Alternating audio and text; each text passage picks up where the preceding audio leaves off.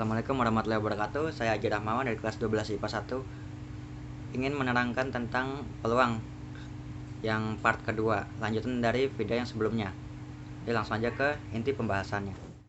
Sekarang yang akan kita bahas adalah materi tentang peluang part kedua. Materi yang akan dibahas itu ada 3.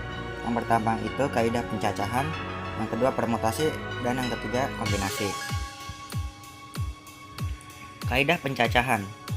Kaidah pencacahan atau counting rules merupakan sebuah cara atau aturan untuk menghitung seluruh kemungkinan yang terjadi dalam suatu percobaan tertentu.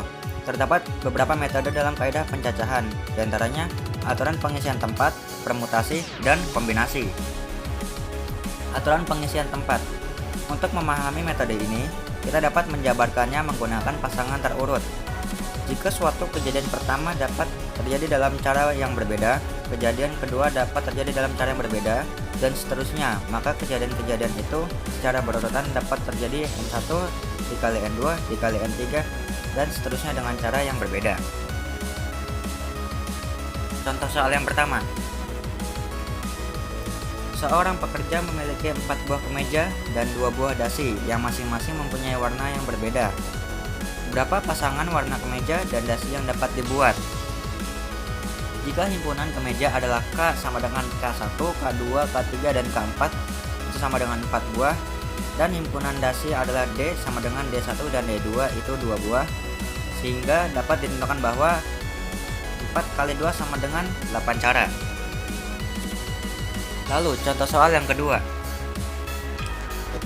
Bilangan terdiri dari 3 angka, disusun dari angka 2, 3, 5, 6, 7, dan 9. Banyaknya bilangan dengan angka-angka berlainan yang lebih kecil dari 400 adalah titik-titik. Bilangan yang akan disusun memiliki nilai lebih dari 400, sehingga nilai tertingginya adalah 397. Cara mencari banyaknya bilangan yang dapat disusun dapat dilihat seperti cara di bawah. Kotak 1 adalah posisi ratusan, angka yang menempati adalah 2 dan 3 karena nilai tertingginya ada 379, berarti jumlahnya ada 2, jadi angka 2 dimasukkan dalam kotak pertama. Lalu kotak kedua adalah posisi angka puluhan, angka yang memenuhi syarat jumlahnya adalah 5, karena dari 6 angka dengan 1 angka sudah terpakai untuk mengisi kotak yang pertama. Lalu yang kotak ketiga adalah posisi satuan, angka yang memenuhi syarat jumlahnya itu ada 4, karena dari 6 angka dengan 2 angka yang sudah terpakai untuk mengisi kotak 1 dan kotak 2. Jadi bilangan 3 angka yang dapat disusun dari angka 2, 3, 5, 6, 7, dan 9 dengan nilai di bawah 400 adalah 2 kali 5 dikali 4 sama dengan 40 bilangan. Lalu permutasi. Permutasi adalah susunan unsur berbeda yang dibentuk dari n unsur, diambil dari n unsur atau sebagian unsur. Permutasi dapat dikelompokkan menjadi beberapa macam. Rumus atau formula permutasi. Untuk jenis permutasi dari n elemen, tiap permutasi terdiri dari n elemen. Itu Pnn sama dengan n faktorial atau nPn sama dengan n faktorial. Lalu untuk jenis permutasi n elemen, tiap permutasi terdiri dari r unsur dari n elemen dengan r kurang dari n, itu P nr sama dengan n pr sama dengan p nr sama dengan n faktorial per n min r faktorial. Lalu yang ketiga, permutasi dari n unsur yang mengandung p, q, dan r unsur yang sama, yaitu p untuk n, k1, k2 sampai kt sama dengan n faktorial per k1, k2 dan seterusnya hingga kt faktorial.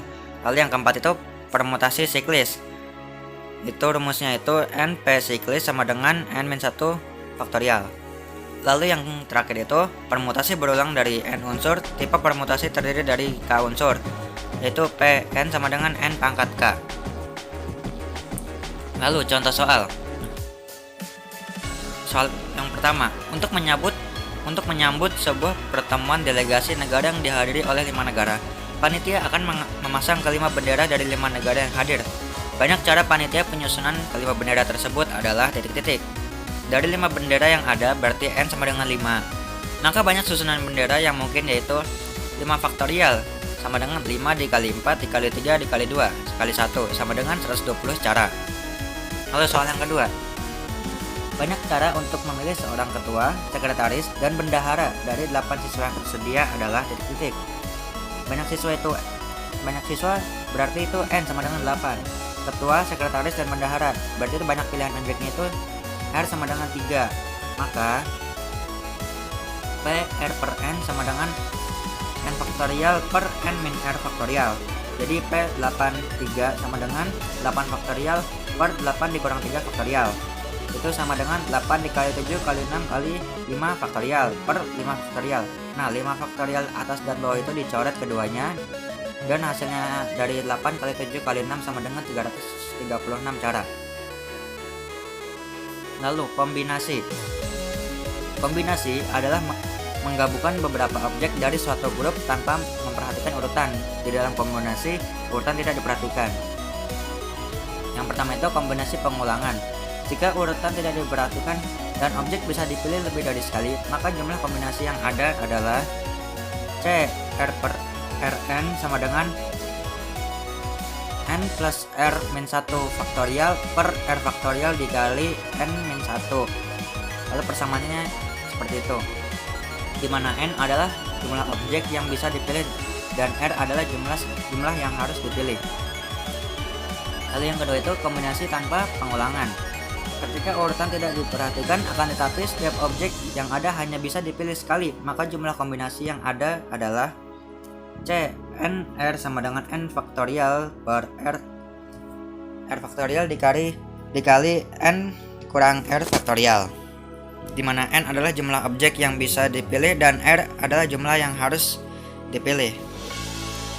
Lalu contoh soal yang pertama, jika kamu pergi ke sebuah toko donat itu menyediakan 10 jenis donat yang berbeda. Kamu ingin membeli 3 donat, maka kombinasi yang dihasilkan adalah C 10 3, itu berarti 10 ditambah 3 dikurang 1 faktorial per 3 faktorial dikali 10 min 1 faktorial, itu sama dengan 220 kombinasi.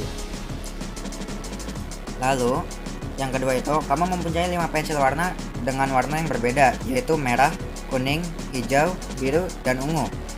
Kamu ingin membawanya ke sekolah, tapi kamu hanya boleh membawa 2 pensil warna. Ada berapa banyak cara untuk mengkombinasikan pensil warna yang ada? Yaitu C 5 2. Itu sama dengan 5 faktorial per 2 faktorial dikali 5 dikurang 2 faktorial. Itu sama dengan 10 kombinasi. Alhamdulillah tamat. Mungkin itu aja yang bisa saya sampaikan. Like videonya kalau suka, kalau nggak suka dislike nggak apa-apa. Kurang lebihnya mohon maaf. Wassalamualaikum warahmatullahi wabarakatuh.